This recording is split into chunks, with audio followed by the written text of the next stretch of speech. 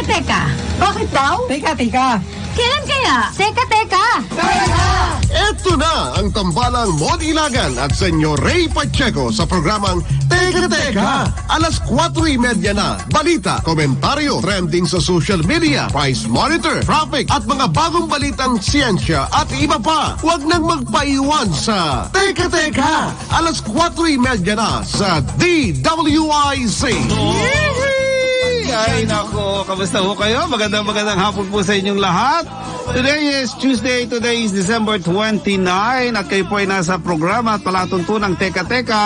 At syempre ho naman buo ang barkada kaya't marami kaming pag-uusapan. Ito ka-partner ko, mukhang merong iniintay o merong hinahanap. Ha? Alam mo, partner? Ha? Iniintay ko yung pangalan mo kagabi at saka yung pangalan ko eh. Abay, ang daming binanggit ni Presidente kagabi, di ba? Doon sa address to the nation. Mga pangalan ng mga kongresista. O na di umano'y. Hindi naman ako congressman Ayun na nga kasi kung magbihis-bihis ka parang hindi. Wala ako alam. Nabanggit ko lang yun kasi ang dami talaga. Nakatulugan ko na nga, partner eh. Ha? Nakatulugan ko na sa dami. Hindi naman. Sa dami no. Yung mga pangalan madali naman madali nang matandaan. Iba-ibang mga kalang probinsya. Hindi, marami pa rin. Puro walang probinsya. Ito naman, batay sa report ng PACC, Presidential Anti-Crime, Corruption Commission. Oo. Mga siyam lang yung mga siyam yun, no? Kahapon eh. Hindi, marami pa rin nasa listahan eh. Tingnan natin, ha? Kaya marami ngayon ang magpapaliwanag at marami na rin ang nagde-deny. Oo, marami na talaga. Actually, umalman na nga sila eh. Umaalman na sila. Bakit biglang nabanggit ang pangalan ko dyan? Mataw na dyan. Yan ang mga issue ngayon. Bago natin talakayin yan, buhati ka muna kasi marami ako itatanong sa iyo. Buenas tardes po sa lahat ng ating mga amigos at mga amigas ngayong araw na ito ng bilis ng araw. Martes na. Martes na ngayon. At ngayon po ay ika-29. Aba, malapit na matapyas. Aba, kalin. Malapit na matapyas yung kalendaryo namin. Aba, oo. Akala ko malapit na matapyas si Kambal. Di ba? Kasi si Kambal 2020 yan eh. 2020. Kambal, di ba? Yan. Kung tawagin yan a year like no other. Oo. Teka muna, may tanong ako sa iyo. Okay? Baka naman baka naman alam mo, saan ba talaga nanggaling yung bakuna? Baka naman alam mo, ikaw ang chismoso eh. Bumabati pa lang ako sa mga tao katapos sasabihin mo sa akin ang bakuna. Hindi, tinatanong ko lang, baka ako alam mo kung saan nanggaling yung bakuna kasi hinahanap ng Food and Drug Administration, mag-iimbestiga. Nagtatanong din ng Bureau of Customs eh. Lahat nagtatanong? Walang mga papeles na nakalusot. Pati FDA wala? Wala. Kaya nga tinatanong ko, baka ikaw alam mo. Teka muna. Paano na ilulusot yan? Kasi di ba merong inilalagay yan sa freezer? Okay. At yung freezer niyan, hindi matindi ang lamig na dapat paglagyan para maging epektibo yung vaccine.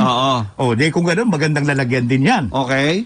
Hindi nakita lalagyan? Hindi nakita eh. Hindi nga Nakasakay kaya sa barko? Baka Nakasakay kaya sa lancha? Baka naman, hindi kaya nga tinatanong ko sa iyo, baka nakita mo kasi hinahanap nila. Di ba? Bakit yung hinahanap yung sinabi na ng presidente, siya, ako? Siya na nga tinuturo eh. Ito na ngayon ang tanong ko. Ito na ngayon ang tanong ko. Kaya kayang tanungin ni Director General ng Food and Drug Administration, ni Dr. Domingo? Ni Dr. Domingo, Mr. President? Saan ho ba talaga galing? Di ba sinabi na niya galing daw sa China? Sa China nga eh. Inamin na niya China eh. Okay, China. Kaya nga tinatanong niya, paano yung Pfizer na yan? Hindi, teka mo na. Kung galing ng China, sino ang nagparating dito? Yun ang dapat natanungin. Yun dapat hanapin. Paano po nakarating dito? Hindi ho alam ng Bureau of Customs eh. So, kumbaga, Sinopharm. Sinopharm yung bakuna eh, di ba? Sino nga ba? Kaya tuloy pati itong Bureau of Customs, naghahanap, sabi, wala akong natatanggap na papeles hinggil dyan sa pag-aangkat ng bakuna. Inangkat ba? O pinalusot? Ay, nako. Anyway, hinahanap ka nga pala ni EBP, ni paring Eli. Bakit daw? Pagkatapos 10,000? Pumila ka daw. 10,000? Matagal ko na narinig yung 10,000 na yan, ha? Ang sinabi ni FDA, di ba? Ang sabi niya, ni Secretary Domingo, si Eric Domingo, na abay hahanapin nila, mag-iimbestiga sila. Mag-iimbestiga daw sila sa mga Aalamin sundalo. nila, oo. Oo. So nagkaroon na ngayon ng issue ito di ba? Marami nang nakapagtanong kasi kung ganun mangyayari, pwede na pala magbakuna kahit na Sinabi mo pa. wala pang lisensya, unauthorized pa ito, Oo. pwede na mag-import. Sinabi mo pa. Walang permit from FDA. Sabi ni Secretary Anyo, kung sinong gusto magpatuli, magpatuli! Ha? Ganun eh. Ganun kaluwag ang vaccine. Ikaw naman, ba't naman patuloy? May mga nakikinig sa Yun na atin, sinabi. baka na bastos Yun tayo. na sinabi ni Secretary Anyo. Sinasabi ko lang, para bang kung gusto mo magpatuloy, magpatuloy Huwag ka namang Walang ganyan. pipigil sa'yo. Parang ganun. Huwag ka namang ganyan. Ibig sabihin, Mayor. Ano yun, pukpok? Mayor, vaccine ang pinag-uusapan natin. Ano lang yun, sample lang yan. Halimbawa lang yun. Bakit mo ko ano palagay mo sa akin? Hindi ako binyagan? Sobra ka. Ano daw? Vaccine ako, vaccine. Vaccine. Oo, Okay, magbabakuna ako. Okay. Hindi kasi, Ibig sabihin, kung may kakayahan pala ako magpabakuna at may right contact ako, pwede akong magpabakuna na Okay. dahil at your own risk. Okay. Yun ang sabi ni Sekretary Anyo. Oo. Wala naman nagbabawal na batas para magpabakuna ka. Di magpabakuna ka. Okay, di tanong nga Sagot mo na yan. natin. Tanong natin dito. Oo. Kasi number one, sino nga ang bumili, kailan dumating, paano na ilusot sa Bureau of Customs, o kaya sa Food and Drug Administration. Ayun. Sabi nila, Sinopharm, di ba? Sabi yata ni Secretary Roque. Sinopharm. Pero hindi naman daw nakikipag-usap sa FDA yung Sinopharm. Ayun. Okay? Pharmaceutical. Ano pa lang, Pfizer pa lang sila. Ayun, Nasa Pfizer pa lang sila. Oo, nasa pa lang clinical trial pa lang, nasa third stage pa. Pero according to DILG Secretary Anyo, banggit mo kanina, yung vaccine na ginamit sa PSG is not a part of the vaccine na niro-roll out na sa atin. Hiwalay yun. Hindi ito isolated. This is not part of the procurement of the Pang-pribado. government. Pang-pribado yan, ha? Kahit na pang-pribado yun, wala pa rin lisensya yun Hindi pa rin dumaan yun. Pero di yun ba? ang sinabi, that is their private. Sarili nila yan, pansarili, wala tayong pakialam dyan. Baka kung ganun pala, lahat ng mga yayaman na mga pwede palang pribadong kumilos at kumuha ng vaccine. Natin kay Senator Bato Tatanong de ko la nga si Rosa. Senator kung tapos na rin siya. Oo, tatanong din natin kung si na-vaccine na rin siya. Baka naman tapos na rin si Senator Bato Kasi de la Rosa, di ba? May mga kumanta na sa mga senador, ha? Hindi nila inamin, pero hindi naman nila dininay. Pero teka muna, bukod doon sa FDA, may mga nagsasabi ngayon sa Senate. Okay? Sabi nila ngayon, sabi ni Senator Drilon, teka muna.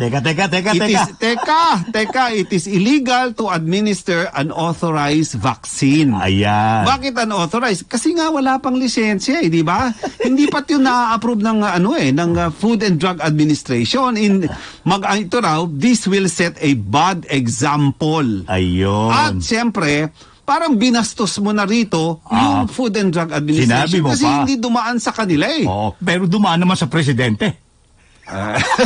Yun ang Kita mo, sagot sa atin ni Secretary Duque kahapon. Paano po yan, Secretary Duque? Ang presidente pala. presidente na yun So, ano magagawa natin? Tahimik na. Hindi ba? Tahimik sabi niya, walang illegal. Sa presidente pala nanggaling. Ano magagawa ko?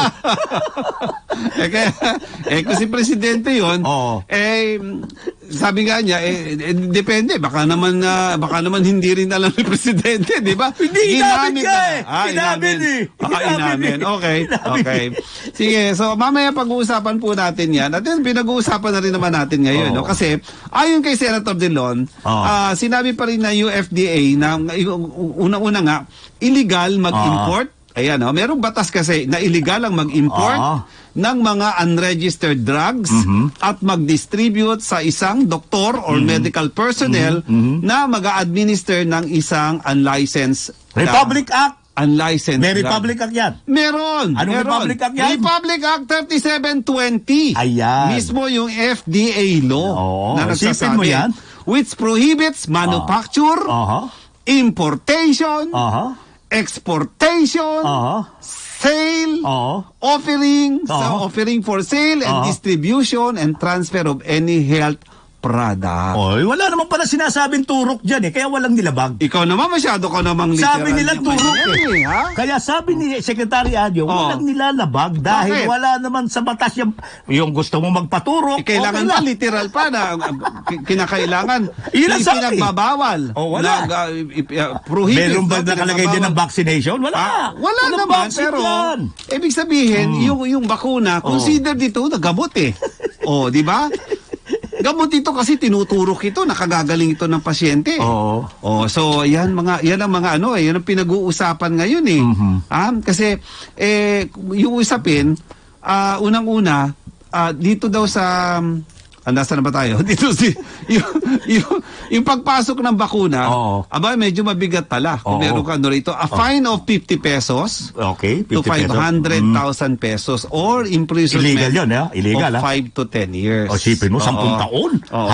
Halos habang buhay na. Halos habang buhay na yan. Pero at ang tanong, may tanong ulit ako. Ang tanong? Ang tanong? Teka. Sino yung doktor na nagturok? Wala bang liability ang doktor na yan? Siyempre meron nurse? Posible kasi kaya ng nurse yan siyempre ang tanong, wala ba siyang liability yung nurse na yan? Kung nakinig ka sa sinabi ko kanina, it is illegal, di ba, to administer ang isang doktor or medical personnel Naku po. na mag-administer ng isang unlicensed drugs. Paano? Sino kaya ngayon yan? Na doktor yan. Ang daming sasagutin natin, Kasi ang dapat liwanagin nila ngayon, kung halimbawa, sa investigasyon nila sabihin ng mga sundalo, nagpaturok nga ako. Sino nagturok? Yan. Anong pinanturok? Yan ang mga, kasi kailangan daw malaman yan Dahil bahagi din daw yan ngayon para dito sa ginagawang trial at para, kung kumisa yan. Yun ang tanong. Kung kumisa yan. Kaya para kung nakausap ko na naman si Secretary Anyo, ang ibig sabihin Secretary Anyo, kung kumisa yung mga taga-presidential, yung PSG na yan, bahala na sila sa buhay nila. Kasi pero nung alam mo, on the risk na raw yan Yes, pero nung pumutok kasi ito, meron pa ibang angulo, meron ibang sektor naman ngayon na nagrereklamo. Akala ko ba kami yung priority? The health sector naman yung mga ngayon. frontliners. Yung mga frontliners and health workers. Teka muna, akala namin priority kami. Kumakalat na. Sandali lang huwag muna kayo mag-react ng ganyan kasi wala pa talaga tayong mga lisensyadong bakuna Kasi lumilitaw. na hindi pa ina-approve ng FDA natin. Kasi lumilitaw, Mayor, ang may nauna may mga pribadong mga tao na mayaman at sumunod ngayon At mga meron pa sundalo. ang cabinet member Cabinet. May mga senador pa raw. Kaya huwag naman ganyan. Diba? Yan ang mga bulong-bulungan. Magagalit si Juan de la Cruz niyan. Yan. Huwag naman ganyan. Ewan ko, medyo mahirap. Kung sakali ba ako, Mayor, dumating yung Pfizer, pwede ba akong bakunahan? Kung sakaling ako ay nabakunahan na? Ewan ko sa'yo. Doktor ba ako para sagutin ko yan? Di naman ako doktor. Tanong natin kay Secretary Duque. At saka kay Tony Leon. Hindi ko sinasabing nabakunahan Bakit ako, tinatanong mo sa akin? Hindi naman ako doktor. Hindi ko sinasabi sa'yo nabakunahan ako, Basta sinasabi ko lang sa'yo, doon ba sa Pfizer, pwede pa rin ako magpabakuna kahit na nabakunahan na ako? Pero actually yan, pinipili nila because ang importante naman dito sa pagpili natin ng bakuna, unang-una yung cost, Medyo mura. Gusto natin mura. Pero effective yung efficacy. For example, yung China. Alam mo kasi yung China, ang sinasabi nila, based on mga research, mura. Hindi nga, mahal nga wait. Okay, Sinovac ito, di ba? Alam mo ba yung presyo ng Sinovac? Magkano Sinovac? Okay. Ang Sinovac ay, ito ibibigay ko sa iyo. Sinovac at kailangan dito 2 doses Ang Sinovac kung bakit ka daw pinipili nasa phase 3 na ito ng clinical trial natin sa Food and Drug Administration. Phase 3 na ito. Okay? At pagkatapos nito nung evaluation, ngayon yung interim results niyan hindi pa nare-release ito para talagang totally ma-approve yan. Si Sinovac will cost 3,629 and 50 centavos. 3,629 pesos and 50 centavos. Compared to other? More expensive, ito per dose, per 2 doses ito. 2 doses yan, okay. Compared to Pfizer, magkano Pfizer? which is 2,379 pesos. Okay, Moderna. Moderna is 3,904 mas mahal pesos. Mas mahal ang Moderna. Mahal. Moderna naman tayo. Ano naman to? I think British, this is UK. British. UK siya. UK. Ito China. Ano tingin mo sa China? Pero Hindi, ito pa. ang hindi mo alam sa Sinovac kung bakit mahal. Oo. Sinovac nga eh. Oo. Dahil meron niyang kickback. Aba, ikaw nagsabi niya, na? Teka, meron pa isa. Yan ang napapamahal dyan, yung kickback. Oo, may SOP. Palagay ko pag nangyari yan, meron na naman mga babasahin na pangalan si Presidente. Hindi, pinakamura Sinovac. pinakamura si AstraZeneca. Oo. AstraZeneca is Magkano? 610 pesos. India yan. Ha? India tayo. Yeah, I'm not so sure, no? But India. AstraZeneca is 610 pesos. Oh, wow. Di Doon ba? ako sa mura. Lagi talaga mura ang India, no? Lagi mura India. Pati gamot, mura sa kanila. Ay. Okay. Ang Hindi hirap yata naman. sumasagot si Ayaw na tumagot tuloy si Senador De La Rosa, eh. telepono natin, Oh. siguro, ano na lang natin. Okay, sige, magdadaldal ka muna dyan at tatawagan. Kasi nga, eto, sinisita ng Department of Trade and Industry yung mga firecracker. Una nyo sitayin itong gumawa. Itong nakalusot na mga, sitayin nyo ngayon itong, itong vaccine. Dahil sakop din yun yan. Trade yan eh. And industry. Sakop yan ng Department of Trade and Industry yan. Hindi, mamaya, we will talk about vaccine kasi mamaya si Dr. Lulu Bravo, ba? Ang natin, no? Di ba? Ano yun? Para sa, sa vaccine talaga. Oo, sa vaccine. Ang mga Pag-usapan din natin ito mamaya. Baka masyadong too much. No. Pero maganda rin pag-usapan dito, senyor, no? Yung kaninang binabanggit natin, ito na, yung sinasabi ni Presidente na ang daming mga allegedly, ito yung resulta. Kanina umaga, pinatatawagan ko si PACC. Si Greco. Si Atty. Greco Bellica. Oo, Pinatatawagan ko sapagkat binanggit ni Presidente galing sa kanila yung listahan. Siyempre, nirekomenda yan diba? eh. Nirekomenda nila ito. Oo. No? So ngayon, immediately nagkaroon kaagad ng mga reaction. Reaction yung from the mga yung mga congressman. Oo. Teka. It's not only congressmen. Oo. Even mismo si DPWH Secretary, si Villar, sabi niya lahat ng mga involved na binanggit sa pagkipagkuntsaba on anomalous transactions sa DPWH, ipatatawag at kakausapin. Ito yung mga district engineers. And I'm sure, magkakaroon ng reshuffle yan. Magkakaroon ng rigodon. Oo, para walang familiarity. So, I think isa sa nag-deny na doon, itong sa Quezon, si Congressman Tan. Quezon, tama. Si Tan. Aba, malaki yung niya. Marami. Pati itong si Occidental Mindoro, Josephine Sato. Okay. Hapon ba yan? Hapon? Sato? Sato. Okay. Yan. At saka yun sa Samar, si Paul Dasa. Ayun. Kilala mo yan? Si Paul Dasa. Representative ng Northern Samar. Tungkol sa corruption na yan. Marami mga si Ipugaw Bagila, si Bagilat? Junior? Biro mo? Nasama? Actually, siya yung unang-unang binanggit. Nasama siya. Kagabi, no? Pero ang dami, no? Ang dami. Pero lahat sila sa deny. Ito lang, sa Quezon District, 4th District, si Angelina Helen Tan. So, sabi niya gano'n, ang reaction niya, it's not only, yung report, report, hindi kay President, it's not only malicious, but prejudicial. Ayun ang sabi niya. Parang yung yung ang listahan was submitted to ang hinahamon niya si Bellica. Ha? Si Bellica ang hinahamon niya. Si Bellica na. And sabi naman niya, I'm willing to submit myself and cooperate with the designated authorities. Ayun. Para at least, magkaninawan. Di ba? Dahil kasi mahirap yan eh. Nakalagay yung pangalan mo, para kang shooting at the dark, hindi mo malaman, baka napatunayan nyo na ba yan? Ayan. Ano ba basihan mo? Ayan. Parang ganun ang gusto niya mangyari. Alam mo, iba yung pangalan ng tao eh. Hindi, lalo niya malapit ng eleksyon. Yes. Tapos malalagay ang pangalan mo sa corruption. Makakasira yan para sa pagtakbo mo sa eleksyon. Napaka-unfair. Tsaka ibig sabihin talagang napakadaling manira. Ayan. Madaling manira ng bunganga. Sinabi mo pa. Pero yung para patunayan, medyo may kahirapan. Kasi mahirap din kumuha ng mga dokumento para at least talagang patunayan mo yung iyong mga allegations. Okay. Okay. So, kaya ang mangyayari dito, investigation na naman tayo. Kaya ang sagot nga nila political issue lang yan. Political dialogue na daw yan. Politika. Kaya sabi ng mga congressman, dahilan. Yun ang sinasabi nila. Sabi naman ng iba, isyong politika lang yan. Bakit nyo ako dinamay dyan? Kahit na wala kayo katibayan, basta masabi lang yung pangalan ko. Para masira ako sa mga constituents ko. Na para pagbalik ko doon sa lugar namin, sasabihin nila, boo! Kurap! Di sigawan akong kurap. Meron niya yan, napakasakit ata niya. Kaya di ako papayag. Di ako papayag, Mayor. Di ako papayag, Mayor. Hindi ka papayag? Di ako papayag, Mayor. Kaya nga hinahanap ko yung pangalan mo doon. Buti na lang wala doon. Wala, Mayor. Wala talaga. Nabura, Mayor.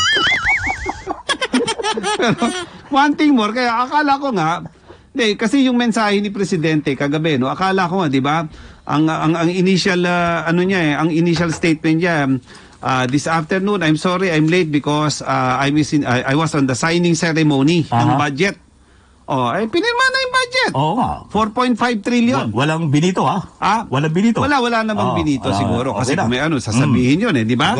Okay. Ringing lang daw si Senator Bato de la Rosa. Baka busy. But anyway. Nung nakaraan din, ganun ganyan din. sa amin. Kaya, anyway. Baka busy. Oo. Yun, yung 4.5, no? Pinirmahan na kahapon. So, ang witness, nandun sila Wendell Abisado, si Budget. Kompleto. Nandun si Speaker. Di ba? Siyempre, ando si Senator Soto, siguro, of course, Senate President, no? At saka yung Speaker. Trabaho talaga nila yan, sa 4.5 trillion. So, ano yung sinasabi nila? Dito sa budget na yan, senyor, ito magpapaikot. It will go into parang full economic recovery. Siyempre. Sabi ng isang congressman, kaya-kaya. Ba, yun Kaya ang natin tanong. yun. Yun ang tanong. Kaya paikutin yan. Baka... Ibig sabihin, kaya bang makuha natin yung perang yan? Hindi. O uutang? Hindi, kasi doon sa 4.5 trillion, senyor, okay, ipoproduce pa natin yan yes, ipoproduce pa yan. It's not money yet, no? Okay, kukolektahin pa ito ng mga collecting agencies, Department of Finance, Bureau of Customs, and other collecting agencies. Bureau of tax natin. Well, dun sa 4.5 trillion, 72.5 kasi doon, yun ang pinaka-top doon, 72.5 billion doon pesos para sa pambili, no, purchase, storage, okay, transportation ng bakuna laban sa COVID-19. Di ba? Maganda 'yon para sa mga Pilipino, almost happy siguro ng population. Gusto ba libre? Libre ba talaga bakuna o may bayad? Malilibre ang dito. Kung bibigyan tayo Amerikano. Di ba? Yung BFA o magbibigay? Okay. Doon sa yung 72.5 para doon sa purchase bakuna, storage, no? At yung 20 billion naman, yung 2 billion rather, 2 billion naman will be for the purchase of PPE naman para sa mga health workers. Okay. Okay? 2 billion dyan. So, yung approval ng 2021 ay sinasabing is the key to economic recovery. Ito ang magpapaikot at siya magbabawi unti-unti sa ekonomiyang bumagsak natin itong 2020. Okay. At siya magbibigay ng trabaho, siya magbubukas, magpapautang doon sa mga negosyo na walang puhunan, no? Na ito'y babayaran na napakaliit ng income. Siyempre, ang top agencies pa rin dyan, ay siyempre, DPWH, no? DepEd, DSWD, DILG, mga frontline department agencies. Na mga departamento natin. Yes. So, good luck.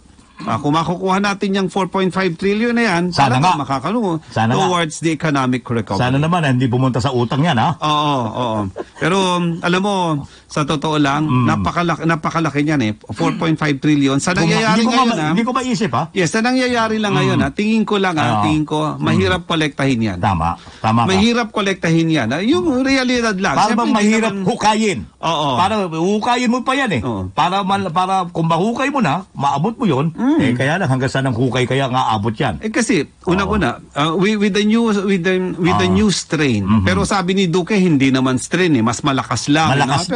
Mabilis daw. Hindi malakas, mas mabilis. Mas mabilis. Yun ang sabi niya. Ganun din yun, new strain yan. Ayaw na lang, di ba? It's a new strain. Kasi kahit sa UK, binabanggit nila, it's a new strain di ba? Okay. In the new strain ngayon, yung mas malakas na strain na yan, paano tayo gagalaw? Di ba? Papaano papasok yung mas maraming tao? May kinatatakutan na naman tayo ulit. Parang gano'n may lockdown na naman tayo, etc.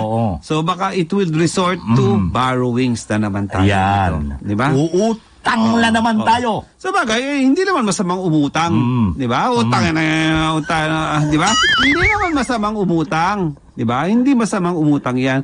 Except kung nababayaran natin, pero ang utang natin is 10 trillion na Oo nga, laki na. The latest report ng Bureau of Treasury is 10 trillion na ang utang natin, no? So, I don't know. Letter T, T. Hindi letter T na yun, hindi yung letter B, Hindi baboy, Hindi baboy.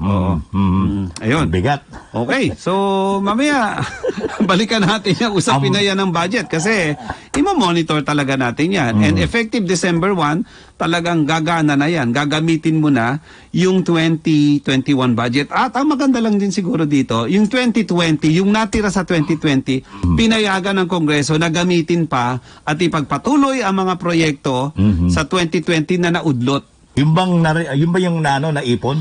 Oo. Yung meron silang naipon na pera. Yes. Hindi naman siya na-realign, but it will be ang tawag doon, Hindi senyor. nagamit, di ba? Ang tawag doon, senyor, continuing budget lang ito. Okay. Kasi hindi mo naman siya nagamit hindi mo na-implement, hindi mo siya naipatupad. So ginawa ng Congress ngayon with the President, ituloy natin, sayang itong perang ito para umikot tayo, magamit natin sa project. Gagamitin ngayon until the end of the year. So dalawang budget ang ginagamit mo, 2020 at 2021. Maganda na yan. Sana nga hindi na tayo mahantong sa pag-utang ulit. Okay. Okay. Pero siyempre, magbabalik pa rin ng teka. Sa teka muna ha, babalik tayo. Oo, Babalik tayo ha. Teka. Babalik ko, teka. Sandali muna magbabalik kami ni Mayor Mon. Si Senyor Pacheco pa rin, dito pa rin sa Teka, alas 5, una na po. Teka, alas 4:30 na.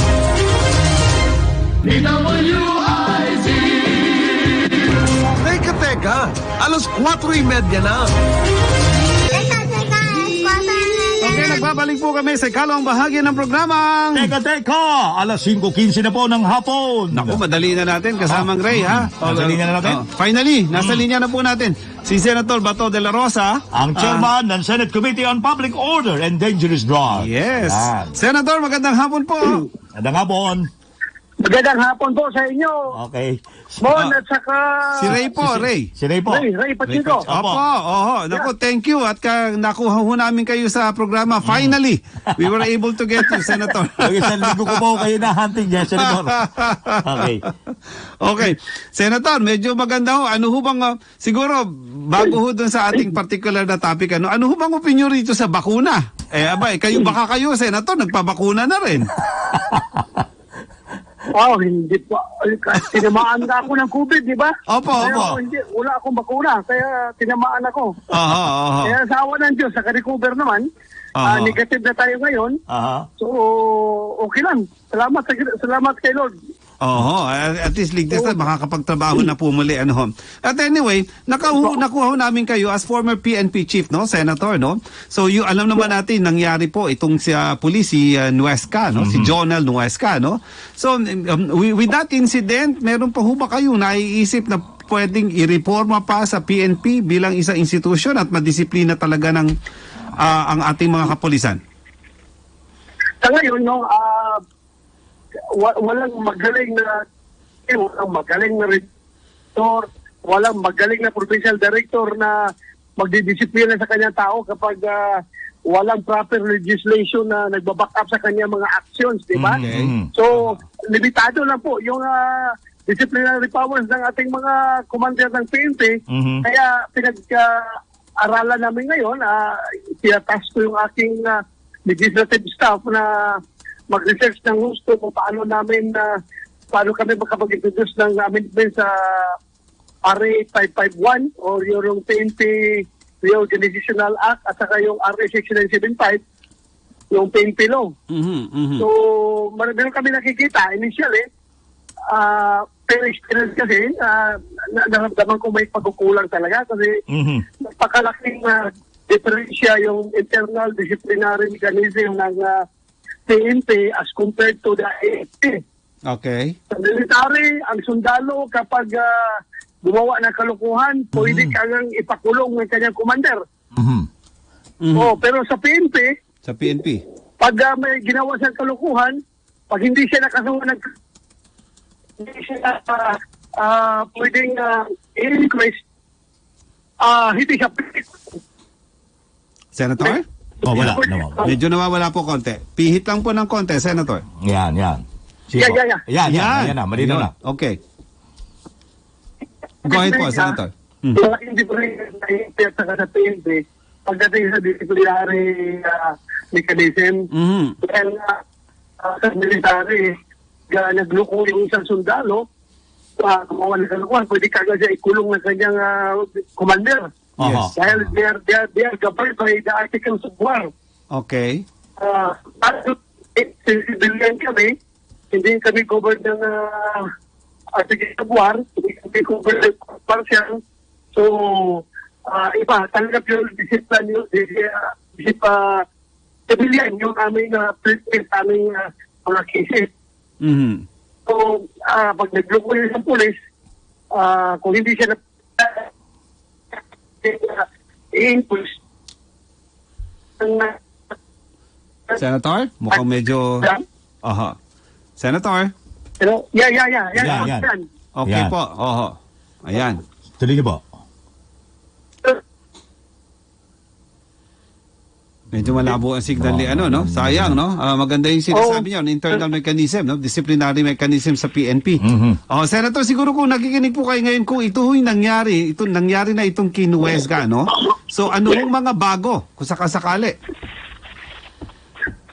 Yun nga, gusto kong i-amend yung mga provisions, may mga provisions ng RA 6975 at RA 551 kung saan doon kumukuha ng legal basis yung napulpum para sa kanilang mga ini-issue ng mga memorandum circular pertaining to the internal disciplinary mechanism ng PNP.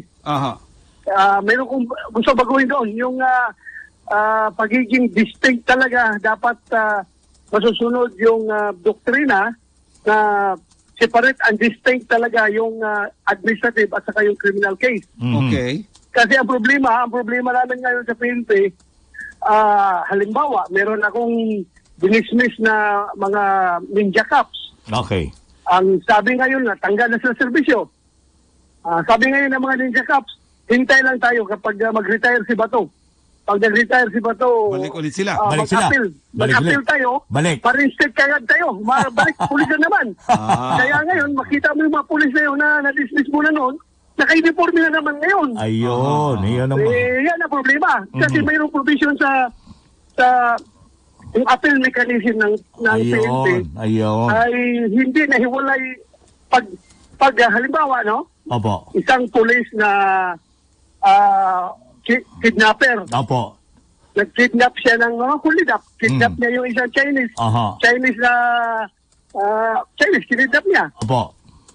After nung na-rescue yung Chinese, kung itong pulis ngayon, kulong ito, nahuli. Kulong. Kinasuhan ng kidnapping. Yung Chinese, hindi interesado magpurso sa kaso dahil umuwi ng China. So, dismiss ngayon ng criminal case ng police. Balik ulit. Na-dismiss ang criminal case niya dahil nga disinterested yung complainant. So, ngayon, meron siya meron siya administrative case sa PNP. Wherein talagang dinismiss siya, tinanggal sa servisyo for grave misconduct. Okay.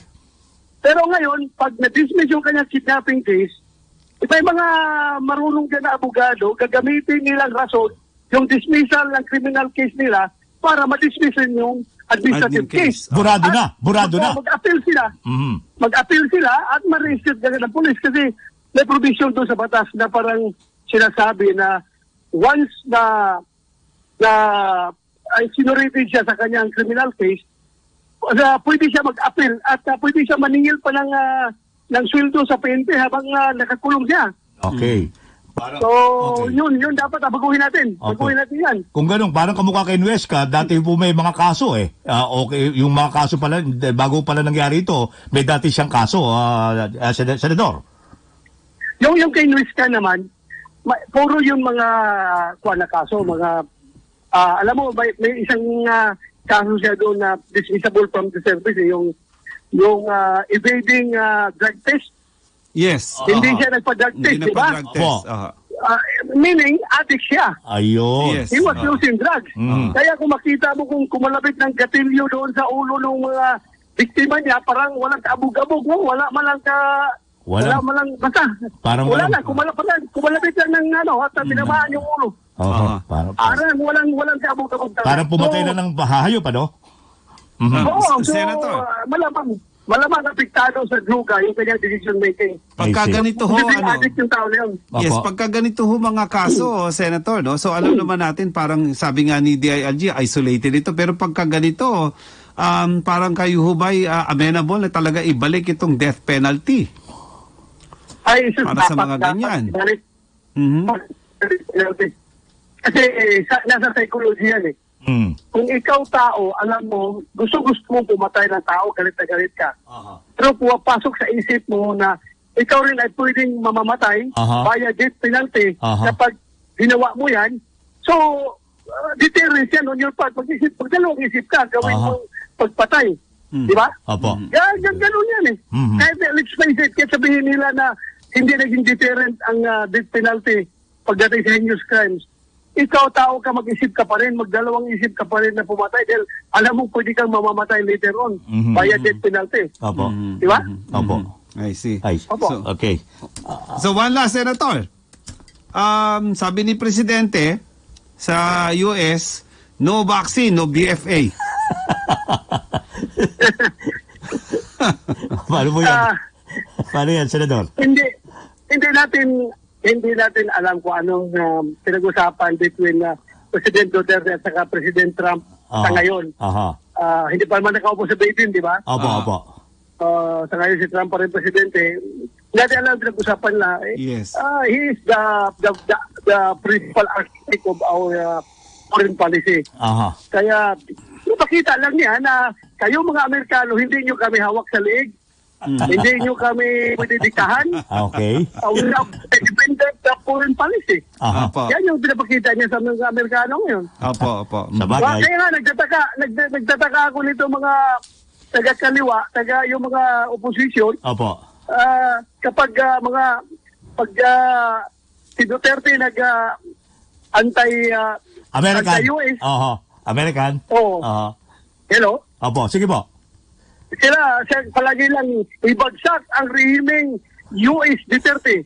Ibagsak ang pasistang rehimeng US Duterte. Tapos ngayon, inaaway ni Presidente ni Duterte ang mga Amerikano. Galit na naman sila kay Duterte. Hindi ko maintindihan. Tapos pag pumampi sa China si Duterte, tuta ng China. Saan ba talaga? China o Amerika? Pumili kayo kung saan nyo gusto pumanig si Presidente. China, Amerika. Ayaw nyo lahat. Senator, siguro may issue makakapag-issue na po siguro ng US visa po sa inyo. under President under President Biden. Pwede na po mag-apply ulit. Nasa kanila yan. It is not a right. It is a privilege. Yes. Kung gusto nilang ibigay nila. Pero kung ayaw nila, bakit tayo mag-insist? Ayun. Diba? Tama naman. Nakakahiya naman. Isang senador ng Republika ng Pilipinas magmamakaawa sa Amerikano para bigyan ng visa. Gano'n na ba tayo Kawawa. Para kawawa naman tayo doon. Kung pala kawawa naman tayo. Kita lang natin. Kung gusto nilang bigyan tayo, then pasalamat tayo. Binigyan tayo ng pribileyo makapunta sa kanilang bansa. Diba? Opo. Ayan. Okay. Senator, maraming salamat po. Salamat, Senador. Thank you for joining us. At least nakuha namin kayo kahit pa paano. Sige ba? Salamat, Senador. Sige na kayo. At, Happy New Year. Matagal tayo nagkakuntakan. Happy New Year sa inyong lahat. Alam po na busy kayo. Okay, mga kaibigan, si Senador Bato de la Rosa at siya po ang ating chairman ng Senate Committee on Public Order and Dangerous Drugs. Ayan. At least, nakuha pa rin natin. So hindi, to make that story short, yung nangyari ngayon kinuwes ngayon, so siya bilang chairman, binanggit mo kanina, peace and order, di ba? So peace and order and anong committee? And dangerous drugs. And dangerous drugs, no? So may mga mechanisms kayo. Public order. Public order, no? So may mga mechanisms kayo na dapat i-introduce. Ganun pa lang style doon. Alam mo, nagkaroon na ng kaso, na ibabalik ulit. Basta pag nagpalitan yung pinuno, ganyan na nangyayari. Hintayin natin si Mayor Mon Ilagan. Pag upo niyan, ako na. Balik na ulit ako. Ayan, yan na nangyayari. So, hindi natin naayos, nakokontrol yung problema ng pulis doon sa nangyayaring ganyang problema. Ng mga kasi minsan hindi mo rin maalis yung bata-bata sa system. Yan, yung bata-bata sa system. Kaya ganun, iintayin lang. So, kukuha lang ng tiyempo. Balik ulit siya. Balik siya ulit. Until nakalimutan na, gagawa na lang yung administrative and criminal case. Sinabi mo pa, yan ang nangyayari ngayon. Ako sayang, pwede ba natin si Dr. Lulu Bravo sana mag-apology tayo kasi magandang pag-usapan yung bakuna sana, senyor, no? Kaya lang wala na tayong oras. Pwede natin schedule kaya siya bukas. Oo, baka pwede bukas, Sabihin mo matawagan natin. Nagkaroon na kamo ng isang plus report na importante. Oo. Okay, so paalam na tayo, senyor, at maganda yung pinag-usapan natin ngayon tungkol dun sa bakuna at fortunately Basta ako, hindi pa ako nakuha natuturukan. natin si Senator Bato para at least pag-usapan din yung mga key Nuesca and other reforms in the Philippine National Police. Pero ito tandaan mo lang, Mayor, bago ako magbabakuna, magteteka-teka muna ako. Ayun, Yan ang yan ang lagi niyo tatandaan. And with those words, Okay. kami po ay nagpapaalam sa inyo dito sa programang Teka Teka, araw ng Martes. Today is December 29. 29, ayan. Maraming salamat po, hanggang bukas po. Si Senyor Ray Pacheco, minsan pa nagsasabing, don't worry. Mon Ilagan po naman ito. Be happy. Antabayanan po lamang sa loob ng ilang sandali ang palatuntunang balita na serbisyo pa. Kasama natin dyan si Edwin Eusebio at David Oro. Teka, alas 4:30 na.